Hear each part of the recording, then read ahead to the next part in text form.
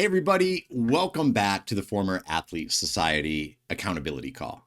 I'm Adam Ringler, and I appreciate you taking the time to either watch this live or catch the recording today. And I want to talk about 5 pillars that can help you build a better rhythm with your health, your performance, and lifestyle.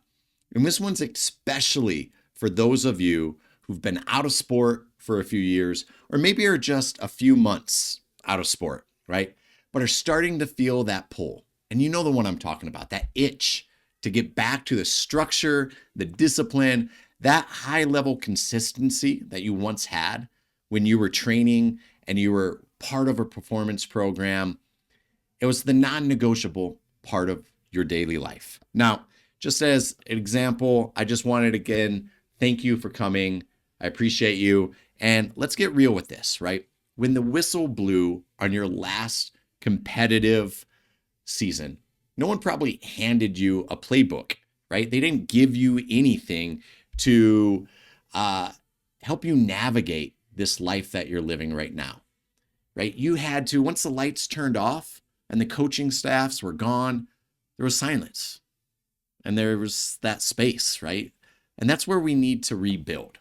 And that's where these accountability calls, right? Showing up for yourself, that's not just it's not just an idea. This is a physical practice that we need to cultivate, right?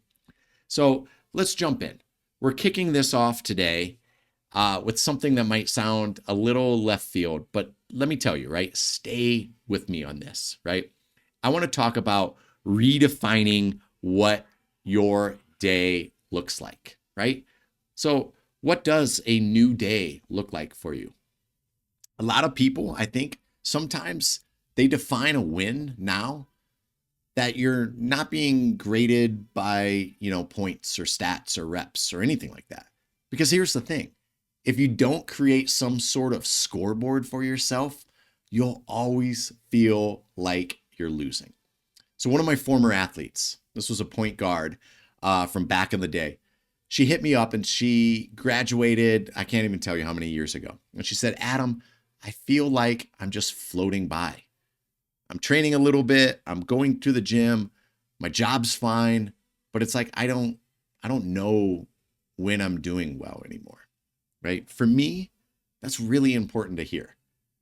That right there is a cost of losing structured performance. Right? That's feedback that we need as coaches. So I gave her something super simple. I told her every Sunday, write down 3 behaviors that would make you feel like you're owning your week, right? Not just outcomes, but behaviors like, I want to train 3 hours this week, or I want to sleep 7 hours, a minimum. I want to eat 25 grams of protein with each meal. And she did it.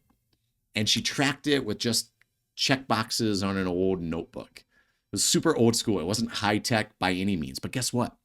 It worked for her. And she saw progress. And she wasn't chasing perfection. She just was chasing some level of progress. So something that you can do today, right? Grab a sticky note or use the Notes app on your phone and write down your win the week checklist. Pick 3 behaviors and keep it realistic. Keep it simple and stick with that list until you see it, stick it somewhere that's so central in your home, like your fridge, your mirror, on the dashboard of your car if you drive in and out of work or go somewhere. Right? One of my old baseball guys used to say he would keep it in his shoe, which I found strange, but hey, you know what? Whatever works. Here's another example. And one of my former outside hitters, right? She's now working in, I think, tech sales. And she was struggling with hydration and energy crashes. So her weekly checklist was so simple. It was drink 80 ounces of water a day, lights out by 10:30 at night, and no phone until after breakfast. And that's it. That's all she did. And 1 month in, she had her energy back and she started adding back morning lifts to her routine.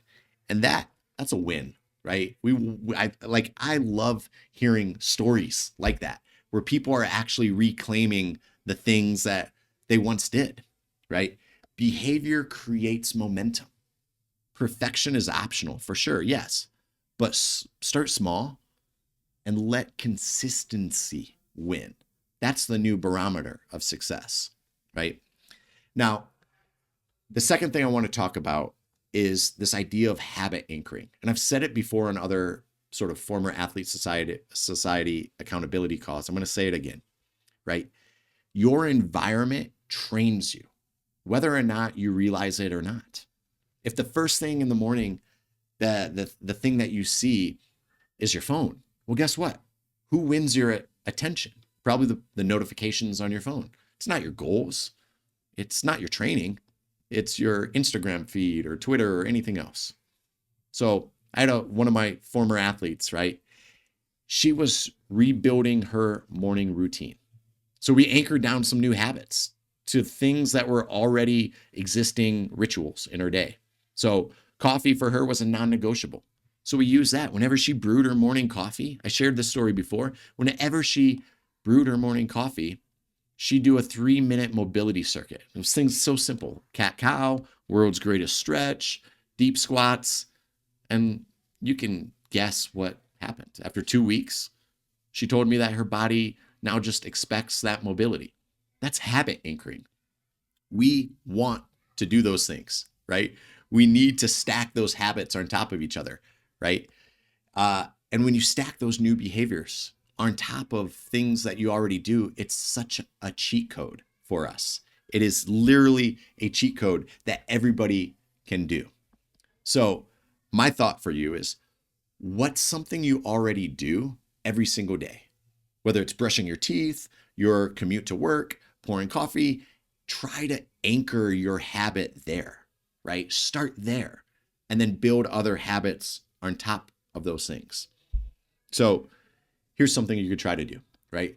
Put your foam roller next to your coffee pot. And while it brews, maybe you roll out your quads or your upper back, or you leave a resistance band near your bed and you hit 2 minutes of glute bridges and clamshells before getting dressed in the morning. These little anchors, they reduce the friction points throughout your day. So you got to set up and engineer your environment to actually support your goals. That's so important.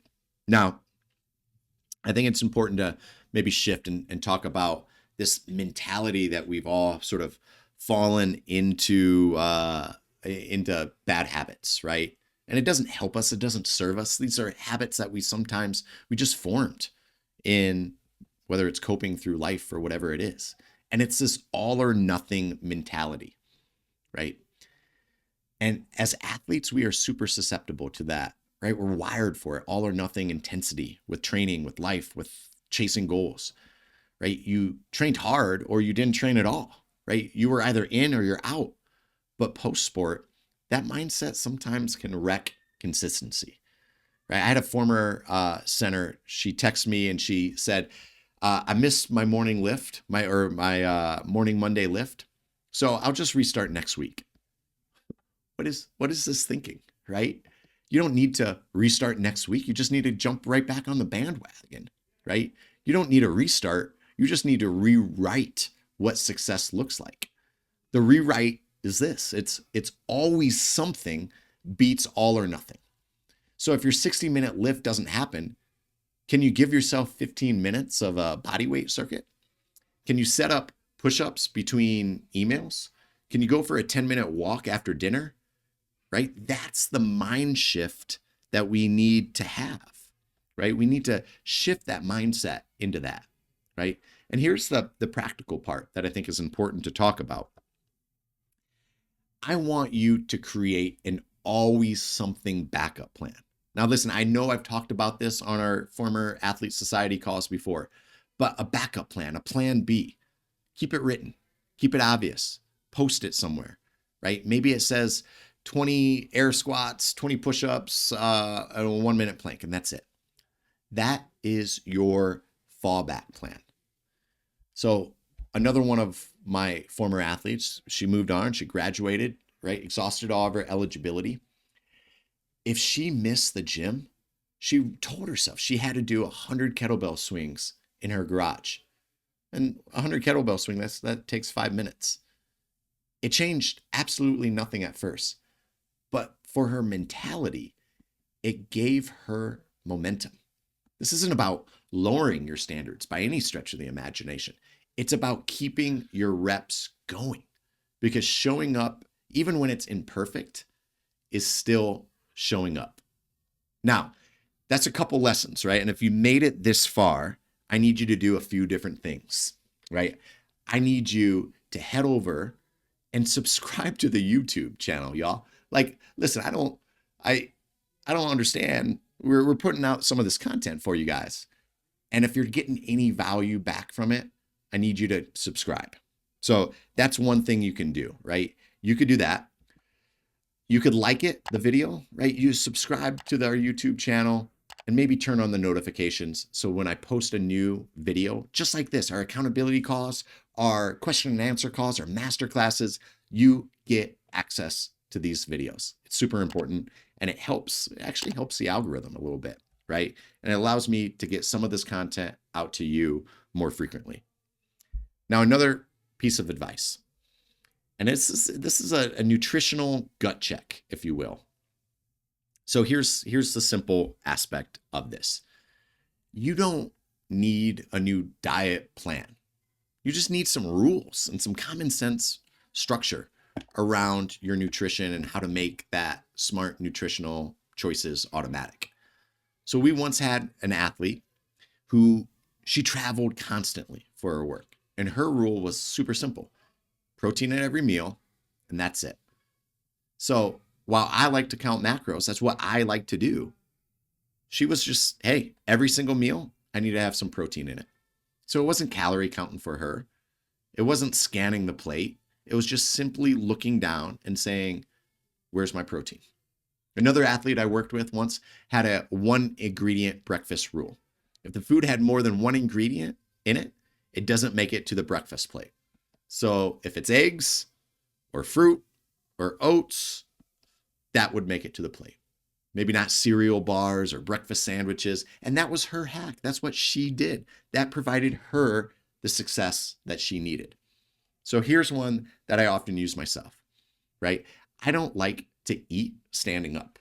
Now that's a me thing, right?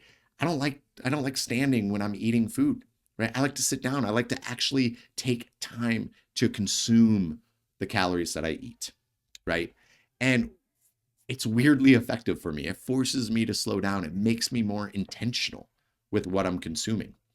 So maybe just pick one, just one nutritional intervention, and make it stick for a week, and make it stupid easy to remember. Tape it to your fridge if you need to. I talk about that all the time, making it that simple.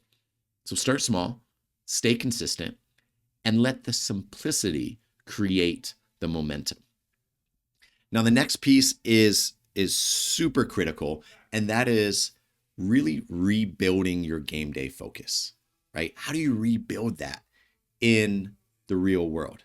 And that's the challenge that I think we all have, is that game days were sacred, right? You had rituals, you had things you needed to do, you were locked in. And now most days just sort of blend together. There's no highs or lows, there's no peaks, there's no edge to it. And it's our job to actually work on trying to bring that back. So one of my guys, this was a former track and field athlete I worked with a long time ago, right? And it was his idea to actually try to pick one day a week. I talked about this on another accountability call. I know it's redundant. I think it's important to say is that for him, his Saturdays was like game day every single week. It's what he looked forward to. And that meant for him during this season of game days, he turned his phone off during that training, right? He structured warm-up and pre-workout meals, and he was just clear about his goals. He even wore the same shoes that he used to during his college meets, right? It was a total switch in his intensity. And for you, you can do the exact same thing, right? You could pick one day a week, maybe it's Saturday mornings, and treat it like your game day. Lay out your clothes the night before, prep your pre-lift meal, set your workout plan up, right, in your logbook or anything like that. Eliminate distractions. But here's the bonus. When you do those things, game day rules apply after the session too. So that means your recovery meal. That means you're foam rolling. That means your 15-minute walk. That means you're hydrating. Maybe you're getting in a cold tub or you're contrast showering. You're rebuilding the rhythm, not just chasing nostalgia, just honoring that part of you that still wanted to compete. So this week, choose your day and make it count. That's really important. Make it count. Now, a couple different things. If you've made it this far in the video, I have a website, guys. It's right here. It's adamringler.com. It's covering up my eyes. You can subscribe to the Former Athlete Society right there in that website. And every single week, I'm trying to pump out new content for you. So if you've gotten any value in any of this, you need to head over to the website. Now, it also helps subscribing, right, to our YouTube channel, sharing this with any of your friends or family members that are also an athlete, right? But more importantly, in the comments, just let me know, right? Whether it's in our Former Athlete Society community or if it's just in the YouTube comments down below. Drop a post, share your wins or tag me in it, right? Give me your always something routine, right? That's how we're going to keep this community going. That's how we're going to keep this conversation going. As always, I appreciate every one of you for showing up for yourself and for each other. That's so important. You guys got to keep doing that. So appreciate every one of you. Thank you so much. And until next time, I'll see you.